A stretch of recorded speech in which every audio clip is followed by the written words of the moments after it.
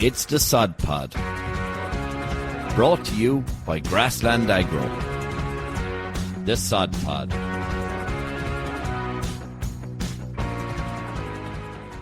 Hi everyone and welcome to the Sod Pod. I'm John Brennan and today I am delighted to be joined by Stephen and Peter. We've got a really interesting conversation lined up for this episode, which is our 5th episode of 2026. But first, how are you keeping, lads? Jeez, I'm flying to John. Not bad, John. Any crack? How are you getting on? Good stuff. Can't complain. Can't complain. Very good. Yes, So- Bob comment. Nothing too wild. Nothing too wild now. Remained kept our Division 1 status in the league football wise, so we're content enough with that now, getting ready for championship, getting ready for a big trip to New York now in April. So Oh yeah, that's the full where we're team. heading. Yeah. Right, so good stuff. So let's get into it. So I'll start off with you, Stephen, if you don't mind. Have you an update then, I suppose, in terms of the tillage side of things? Yeah, there's been plenty going on the last couple of weeks. Look, we would have been loved to get going a lot of these things 3 and 4 weeks ago, but obviously the weather didn't allow for that. But I suppose in terms of winter cereals, most of the nitrogen is on the winter barley now. And I'd say in the coming week or so, we should be trying to get the last nitrogen onto the winter barley. So that's generally a target of hitting it all by growth stage 31. As I said in previous podcasts, just to make sure we maximise the amount of tillers and they fill out correctly to maximise our yield. Winter barley has also gotten, well, some crops have also gotten their first fungicide or growth regulator and a bit of follow-up herbicide after pre-emergent herbicides in the autumn. So all in all, there's some nice winter barley crops out there, and hopefully they'll stay moving there now if growth takes off in the coming week or so. I was just gonna say, like the drought for that prolonged period where there was water laying in fields today, I suppose in places started to drain off now. What's the much fields going to have to be, I suppose, retilled on that basis, or what way did you just fare out? Well, from what I've seen across the country, largely no, they're fine. Now, up your way, Peter, if you were going around Loud or maybe Mead, you've probably seen a bit of heavier ground on your travels. And when I've been up there is fields that are a bit patchy looking all right, but it's getting that late into March now, heading for April. Generally, it's not worth your while ripping up bits of headlands and stuff for spring barley because it's what you'd stitch in. It'd be nearly more hassle than it's worth, as I've often found, or what my dad would often tell me. Over the years, you'd try tidy up bits and bobs, and you have to spray them separately, and it's more hassle than it's worth most of the time. But largely, crops came through the winter better than you'd expect with the rainfall that we got. So Okay. I'd say a lot have been left alone, to be honest. So I suppose in terms of other fertilizer for winter crops, we'll be looking at finishing off oilseed rape as well soon enough, as it's starting to extend and it's in green bud and heading for yellow bud now. So you'd like to get the last of your granular fertilizer if you're using granular fertilizer on that. And of course, you're aiming for a green area index of about 5 by flowering time. So you're adjusting your nitrogen rate accordingly there. And it's also always very important in oilseed rape to make sure you get sufficient sulphur on, as brassicas just love sulphur. And I suppose there's probably been a fungicide gone out the last week or so, and usually there's boron thrown in on that as well, as they're boron lovers as well. The last winter corn then will be the wheat is only coming up to its main split, probably another week or 10 days, depending on sowing dates and what part of the country you're in. You're aiming for growth stage 31 there. Usually you go 25% nitrogen in the first split, 50% in this upcoming split, and then finish off the last 25% of nitrogen in the last split around flag leaf emergence or so. And then likewise in winter oats, then we have the first split on generally, and we'll be putting on the last bit of growth stage 32. That could be a couple of weeks away. But all in all, I suppose winter crops are looking fairly well. There's plenty to be done, and spring sowing is just starting to get going. I heard of a few lads sowing beans the last few days. So there's plenty of stuff to keep tillage men busy at the moment. The winter hibernation is well and truly over. Yeah. Things are probably starting to get a bit busy, Stephen, I suppose, with the bit of weather coming there last week. I know it's gone a bit wet there again now, but things are starting to get moving. Yeah, just a few lads got sown in drier land, and we've a wet day here today to recording, but I'd say by the end of the week, land starts to dry out very quick at this time of year. You'd often see heavy land, it'd be as wet as anything, and then, a week in April, and it'd be like hard as a rock. So there's usually that sweet spot of cultivating land and ploughing it and getting it sown, and that sweet spot is probably going to come, I'd say. I'm guessing, look at the weather, is going to come in the next week or so, hopefully. Very good, very good. How are things looking on the grassland front, Peter? How's the spring shaping up? For a bit like yourselves, Everton still was delayed for a long time, and look, to be honest, it still is. It's far from ideal. Like I suppose from a spring workload point of view, the weather makes it a lot more trickier in terms of cows are in a lot longer than they have to be, and even when there is grazing happening, it brings a lot of extra workload with it when you have these wet conditions because you're constantly going out with wires and strip fences trying to get cows to the back of the paddocks, and just it brings a lot of unnecessary work like that, and maybe only getting bits of grazings done for a couple of hours here and there and trying to limit damage. But like generally across the board there's been very little grazing done. There's been some And our farms, cover's getting yes, they quite are heavy moving. now, Peter. Well, no, they're kind of similar enough, because I suppose, look, there's not that much, what would you say, like this nitrogen, even it follows suit with the grazing too, and that there's very little of it out as well. And generally speaking, you're always going to need that kind of spring grazing, like it stimulates that growth, and then when you put nitrogen into the system, it adds to it. But like, that's just hasn't been happening. And when you look at some of the percentages, like from the pasture-based newsletter that comes out, and you could argue these would be farms that would be doing a fair good job. Like, there's been very little happening on the grazing. Everyone's back, but look, it's just the weather is there at the minute, Stephen. It's a challenge, and while some areas will allow for on off grazing and getting, I suppose, lads moving a little bit earlier on it, there are certain parts of the country that just have to accept that it's not happening at the minute. Yeah, forage Yeah. supplies is probably another topic maybe for some people. Maybe people are being under pressure with silage stocks. Would that be fair to say as well, Peter? Maybe doing a fodder budget is no harm. Just try and take stock of where you're Yeah, at in sure. the yard. Look at it. Well, probably not, I suppose, compared to the north of Ireland. Like we were up there during the week too, though. They are a bit more geared towards, obviously, they're not as reliant on getting cows to grass the way we are, I suppose, in the south. But like even with them up there, some lads are trying to typically target once the middle of April comes, they're starting to cut silage. Like, so even for them trying to get fertilizer out, times against them. And again, a bit like the south, it has happened in some places, but by and large, it hasn't happened significantly. And like, what you're saying from I suppose in the south, get silage supplies getting tight. Like, yeah, and even the quality of silage is probably something that needs to be pulled into it, John. Like, obviously your spring grass, it's going to be far more nutrient dense from like an energy and a nutrition point of view for the cow to produce. Like, if we think of where she's coming now, she's hitting peak yield.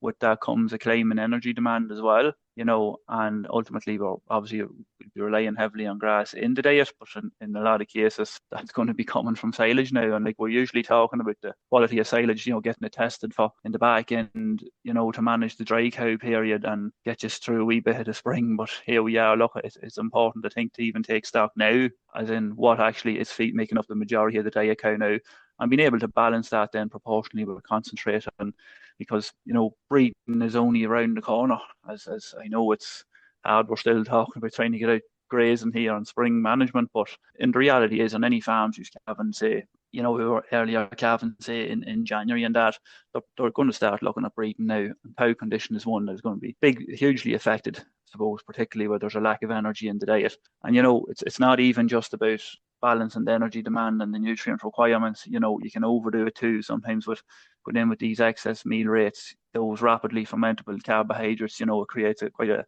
acidic load on their overall rumen health as well, where you can ultimately, end up with a case of like SARA, subacute rumen acidosis, or acidosis in the cows, which again, all of which will have a big impact in terms of stripping the cow condition. For sure, for sure. For a lot of very good information there, Peter. And then on the topic of silage, in terms of this year's first cut, there's a bit of decision to be making, I suppose, in the next fortnight for farmers. Yeah, look, it's probably getting to the stage now. We have to accept the year is moving, or the spring is moving on, and if you're not going to get grazing the silage ground, obviously, look, by and large, we always want to graze it off. It's particularly if you have any old dead material or yellow base to the sward, because ultimately, if you don't graze that off and you carry that into the foot cut, like it's going to lower the digestibility of that silage. But look, we are with the weather, we can't change it. So, talking with some farms who maybe have heavier cuts, what would you say, residuals on the silage ground, probably that comes down to whether it got a tight grazing in the back end or not.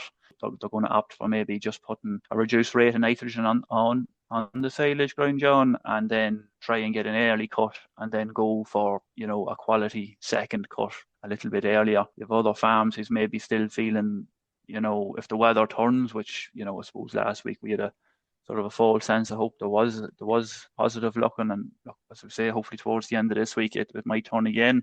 Where lads have a high proportion of cows calved, and the silage ground is pretty close to the milking parlour. They feel they still have an opportunity there to get a graze. So even some of them might be looking at going with half rates of application. And if it's to get a chance to graze it, so be it. But if time runs on, you can always top up with your nitrogen. I would say even with that, just there's probably it's hard. It's going to be it's not definitely not going to be a one size fits all. But just to be aware of the P and K requirements, because typically we always get the ground grazed off, and we get on with our slurry to replenish the offtakes and set the plant the crop up for the year, using your NP and K from your slurry. But obviously that's going to be reduced that capacity now. Number one, in terms of it's actually just getting a bit late in that regard. And if you have heavy covers there, obviously you're not going to be going out with a slurry application that you run the risk of bringing it in. So it's important maybe just to go back to your nutrient management plan. There's been a couple of lads on to us like that already that, look, we have had slurry in the plan. It's not going to get to the tillage ground now. What should we be looking at in terms of a form of compound where they're going to, just go with the chemical fertilizer for it? And Peter, would you be looking at changing the chemical fertilizer pre-first cut, or would you pull on the reserves and change the fertilizer applied post-first cut in front of the second cut? Well, I suppose it depends. Like if you're going to maybe like that, if you have a heavier cover and you're probably just at this stage accepted you're not going to maybe get it grazed, you're going to be tweaking the fertilizer first cut in terms of maybe going with a reduced rate to get it cut earlier, as opposed to, you don't want to go out with your typical, say, 80 units on a heavy cover that's already there, and then ultimately the grass plant matures and you lose the quality in it. You can't cut it when you want. So you're probably going to have to, it depends which option you're going. But then with that, if you are, not getting out with your P's and K's on your first cut, subsequently you have to make sure then with your second and subsequent cuts that to make sure you're getting then back in with your P's and K's. So it's kind of a moving target on farm dependent. Like. Yeah, definitely replace the offtakes anyway is always the trick with silage ground. I suppose you were Stephen, I know you were talking a wee bit there about the red clover recently. You were looking at that. Yeah, it was just came into my mind, I suppose, because a little bit like after the Ukraine war in 2022 when nitrogen fertilizer price went a bit mad, a little bit like it is at the moment now, and supplies of urea are fairly tight and urea-based compounds. I was wondering, is there a place for red clover again? It was attempted before in previous years, and some lads got on better than others. And I was just kind of thinking about why that might be. So say if you were to work it into your system, you'd be spraying off your ground now and you'd be establishing it, but it'd be probably 8 weeks or 10 weeks before you have your first cut made. So that way you're probably going to get 3 cuts out of this year. But I think the key with it would be to make sure you have your pH right first, because clover is so sensitive to pH, and to get slurry on after each cut. So it only needs chemical fertilizer to establish it, but after that you should be only using slurry to feed the crop and to replace the P's and K's, because the red clover should be fixing the nitrogen itself. But that is I suppose the beauty of it in a year when fertilizer prices could be high if you didn't buy fertilizer early, that you would be able to reduce your chemical nitrogen requirement. I suppose issues that were run into before were persistence as well.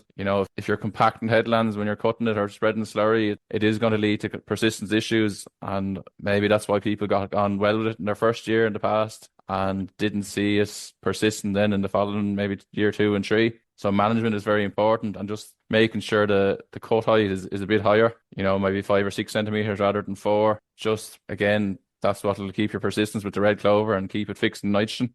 And I think another key point with clover is sulfur fertilization, because usually we're used to our whatever crop it is getting sulfur through nitrogen, getting a sulcan or a urea plus sulfur or compound. With red clover, if you're not applying a sulfur fertilizer, I think the clover could be suffering that way as well, because it can fix its own nitrogen, but it can't fix sulfur. So perhaps the odd application of a PK plus sulfur might stand to it as well. But it's probably not for everyone. But it's just food for thought, when things are a bit volatile at the moment, maybe this could be something worth looking into as such. I suppose it's always important to have, like, as you touched on there, Stephen, your P's and K's and pH. Like, that is something just from reports, talking with different farmers who have tried different things out over the years. It's something that they've found themselves, and even touching the compaction piece. And, if there's soils that's anyway waterlogged at all, it seems to really hamper that or have a adverse effect on it. Definitely. Clover just doesn't like hardship in general. You really need optimum conditions, good P indexes, as you say, and stay away from compaction if at all possible, just to give it every chance. What pH would you be targeting, Stephen, for clover?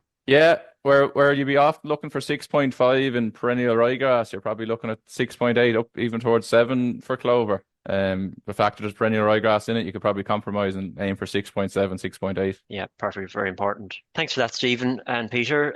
Just a quick update for me from the sheep side of things with the wet weather conditions at the moment, which we have already touched on. Grass tetany is a severe issue that needs to be prevented this time of year on sheep farms. As a result of low magnesium levels in the blood, mainly affecting ewes during early lactation in the spring. Wet weather conditions like we're getting, especially today, impacts the ewe's intake of grass and her ability to utilise grass and her ability to absorb nutrients from grass. In normal circumstances, a ewe requires 1 to 2 grams of magnesium per day, but in more challenging conditions, this requirement may rise to 3 to 5 grams per day, and that's just something that's important to be aware of. Supplementation-wise, during high-risk periods like now is very important, using methods such as feeding concentrates containing CalMag, maybe 500 grams per head per day. CalMag's rate of, let's say, 10 grams per ton or 10 kilograms per ton in the concentrates is important. And using high magnesium blocks is also good as well. So there are just some important things to be mindful of this time of year, especially the spring we're having, unfortunately. But that's brilliant, lads. And thanks very much for all that great information. A lot of good advice there. Before we wrap up this week's episode, have you any final messages you'd like to give our listeners? For establishing crops, I'd say with the wet spring we've had, I think it's always good, if you can at all, just to be that little bit extra patient. We've after waiting this long for conditions to dry up now. Don't rush in at the last minute. If it needs an extra 24 hours, try and give ground time to dry out if possible. I'd probably say, focus on what you can. Look, it's very easy to get obviously bogged down the way the weather is and to be behind on grazing and fertilizer targets. But the big one we touched on already was, breeding's around the corner. So it likes to that, just keeping an eye on cow condition, not losing sight on that.